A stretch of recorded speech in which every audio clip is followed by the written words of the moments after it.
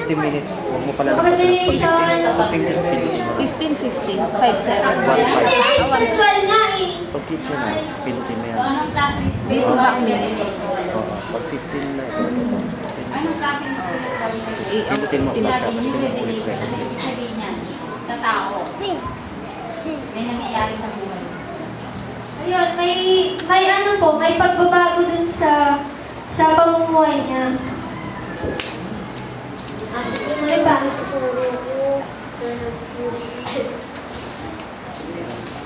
Wala nang tanong?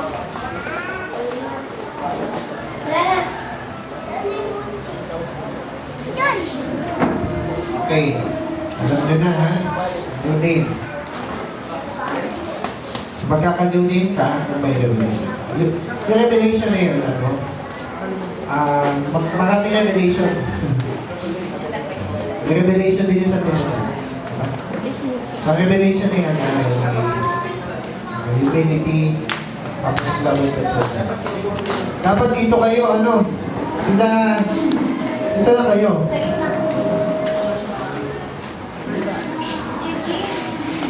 Ano yan, ang revelation na yan, kailangan may master key yan.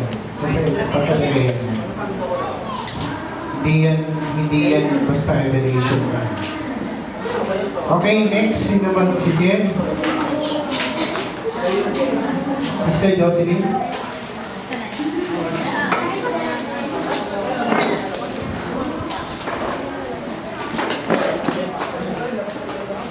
Sino nag-take note? Kasi mamaya magtatanong ka.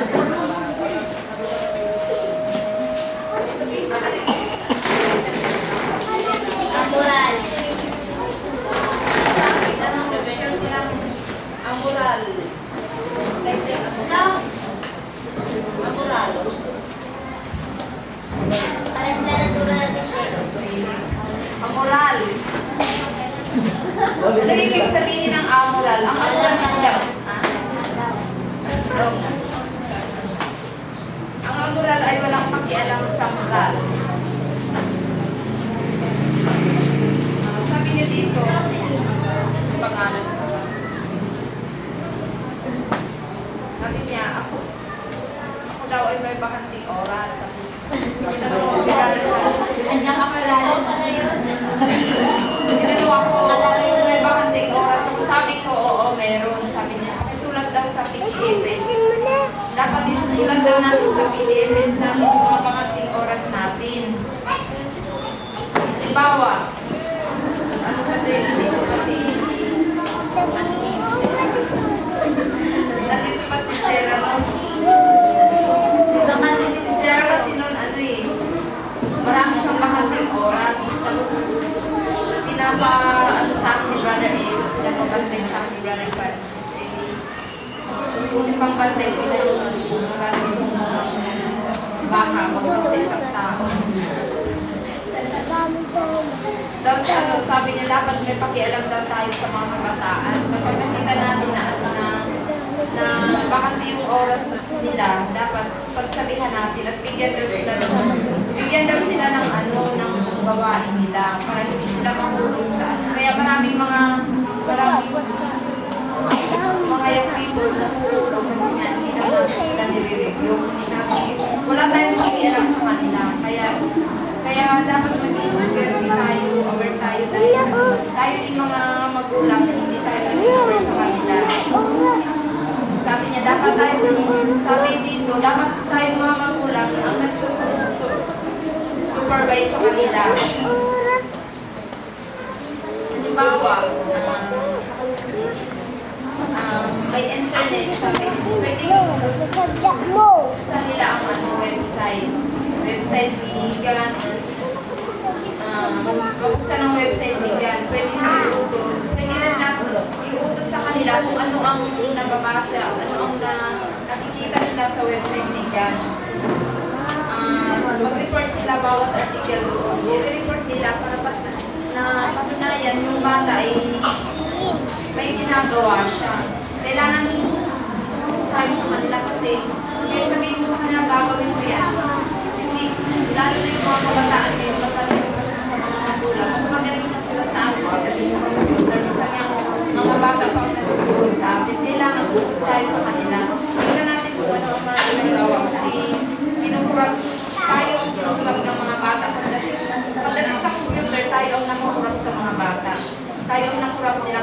magaling sila. Isang pindot ng bata, kahit sabihin mo na wag kang papasok sa paglalaro. Meron silang isang pindot lang nila sa Facebook, pasok agad sila.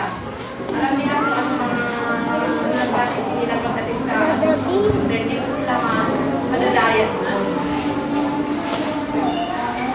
Sabi rin dito, bawat article, pabasa report, advance booklet, kailangan sabi niya yung, bigyan natin sila ng 5 minutes. Pagdating sa research, sabi niya, dapat ang bata, ay sa bahay pa lang, ang bata may handa, sa bahay, hindi, marami sa mga kabataan, mga bata, dito pa naghahanda sa church. Sabi, dapat sa bahay pa lang, may handa. Handaon na sila, hindi magbubukas pagdating dito sa church.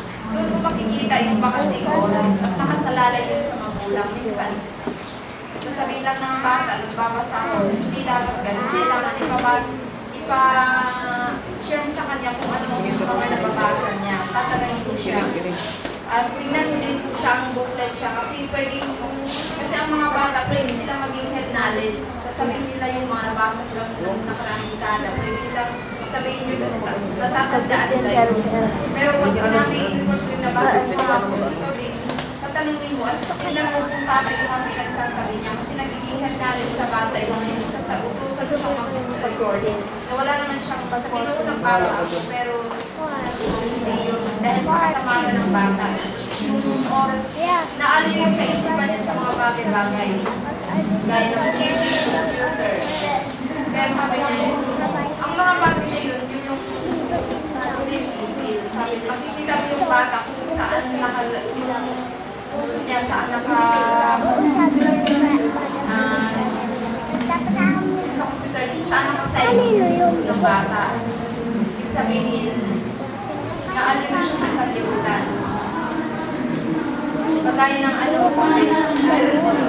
hindi good and knowledge.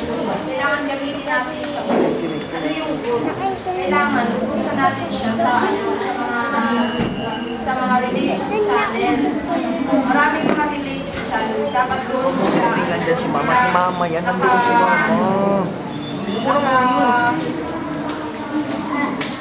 Nakatulog sila sa mga ibang channel kasi sabi, kahit inaminin yan, meron tayo makukuha mabuti kaysa hayaan natin sila matulog ng mga corrupt na channel, mga cartoons, wala silang makukuha mabubuting asa doon. Kasi kahit hindi mo maintindihan, mga cartoons na yun, marami silang mga ginagawang mali. Tapos sabi dito, isang kapatira na tanong na pag lagi daw nanonood ng TV, sabi niya, sinang ganun sa kanya, hindi na siya makagawa. Mataas daw yung kuryente, sabi niya, mataas yung kuryente, nangyayari sila. Mataas na yung kuryente, pero patuloy ako ganoon nila. Ali, kunin mo, kunin mo. Ali, kunin mo. Sabi niya, hindi lang sila nanonood ng TV nga, hindi lang sila nanonood ng TV yung mga anak. Kaso naman, pinagbawal ng magulang na huwag manood ng TV yung mga anak, yung magulang, nanood ng TV kasi Berian daw siya. Sabi ni Brother Francis, natandaan ko, sabi niya, huwag kang maging selfies. Ang dapat na tingnan mo, yung mga nakapaligid sa'yo. Yung anak ko ba, Berian ba yan? Matured na ba yan? Para nakikita ko niya kung Wala, tinatawanan mo rin kasi.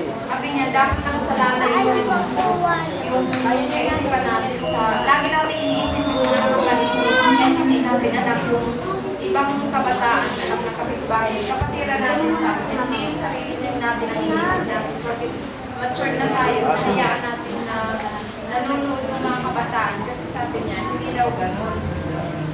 Isa lang alam natin yung mga anak natin at saka yung ibang mga kabataan. Kasi sabi niya, tayo din ang mga magulang na nagkukulang sa kanilang kaisipan na nagiging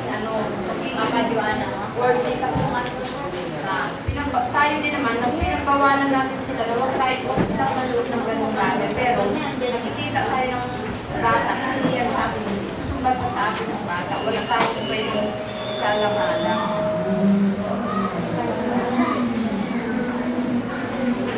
Kaya sabi niya, pwede natin tayo mag-report. Kaya everyday,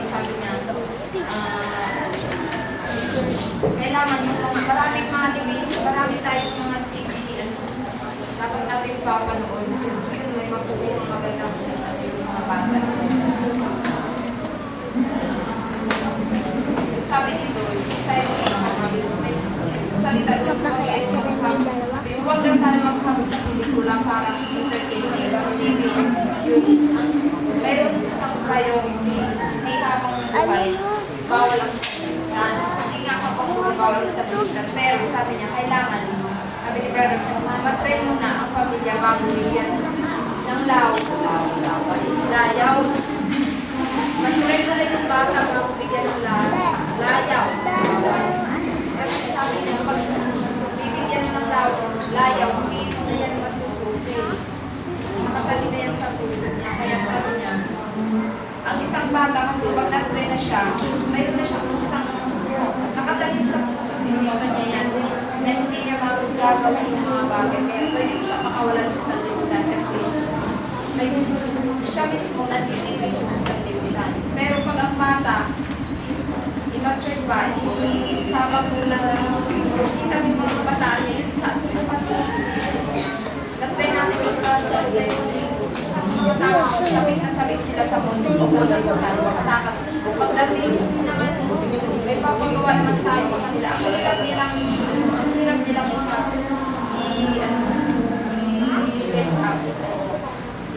Gaya nun, yung suicide, back ng suicide, talagang tutulog sila sa gawain kasi naka-ano si Nico sa kanila.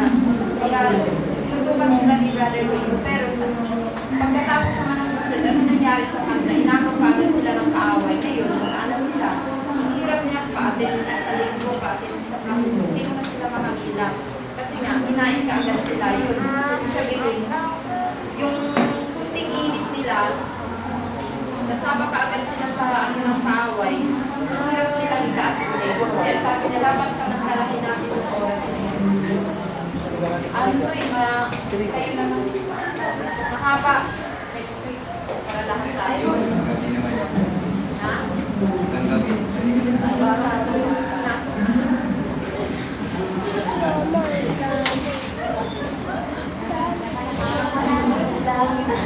Okay.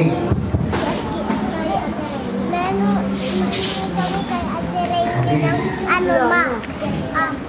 Sino ang sunod? Sige. Wala kayong handaan. Sino naganda sa bahay? Alam mo, nakita ko yung teacher ni Kuya dati. Yung teacher Grace. Yung kari? Mga ba? 3 hours. So, 7:28 LCM. Yung mamaya ka, LCM. So, wala? Nawala si Papa? JP is more than JP. Hali Dudoy, sabi po last week. Last week. Last week, ha? Alam mo, naalala ko yun. Pahingi ako marami pa. Pahingi ako. Meron ka, Doy? Pero next month. Patayin tayo dyan. JP, wala na. Wala. Ito na. Sini ko muna.